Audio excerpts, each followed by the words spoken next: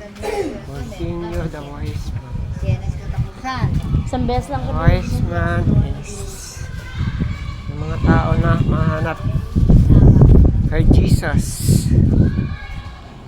Pagsilang ni Jesus, di lang mahanap kay Jesus, nag-support kay Jesus sa ministeryo na Jesus, nagbigay ng mga kayamanan, sabi nga ginto, mira at ano pa yung isa yon. Kaya kung meron tayong mga kayamanan, kaibigan, tulong natin sa Panginoon. Ang isa sa mga bagay na sign of you are a wise man. Ikaw ang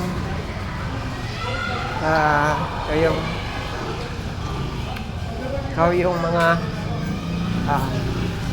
sabi nga wise man, yung mga naglilingkod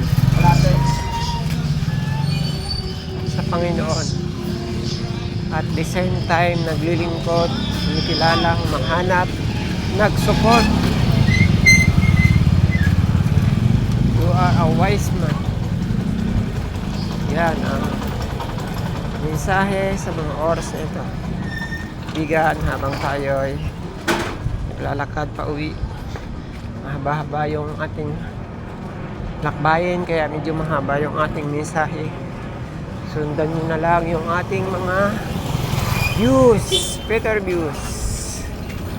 Yan ang mga message mula sa Panginoon, kasama na yung tips, mga kalusugan. So kung nagsisirculate yung circulation ang iyong katawan, lakad-lakad pag may time. Yan, that's my secret na nire-reveal ko sa iyo ngayon, kaibigan.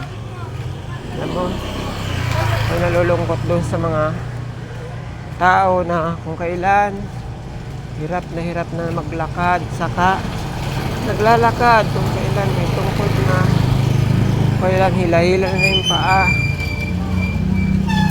Habang may lakas pa, kailangan natin na magandang exercise yung lakad-lakad. Maglakad-lakad ka. Mga puro sakay. Kasi yung puro sakay, naipon yung dugo sa katawan mo. Hindi siya nag-circulate. Diba? Kaya chances are, ano na yung mga driver. Yan. Diba? Driver, nakita ko, nagdadrive, na-stroke. Lang inatake habang nagdadrive. Kasi siguro, yun, lagi nakaupo, hindi na nagsisirculate yung dugo. Kaya, mga driver dyan, yung mensahe sa inyo, lakad-lakad pag may time, exercise. Kailangan yung ating dugo ay nag-circulate, umiikot. Pag hindi na umikot, stagnant na, katulad ng isang kanal, anong yung mangyari? Aawas, barado na. So, nairita na ang ating katawan. Barado na yung ating dugo. Kaya, this is one of my secret. Tulad nila, ate, lakad-lakad pag may time. Lakad-lakad. Yung tipong lakad mo lumalabas na yung mga pawis-pawis, taba-taba, yan. Maganda kasi pag hindi na nakalabas yan, ay pera ng doktor yan. Kaya alam nyo na yung mga isa sa mga sikreto ko. Lakad-lakad, may time. Thanks for watching and sharing. Tayo nagpapatuloy maglakad.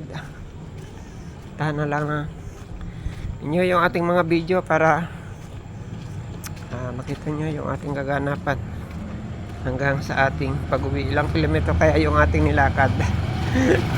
Thank you, God bless. Dahil si ate naglalakad din,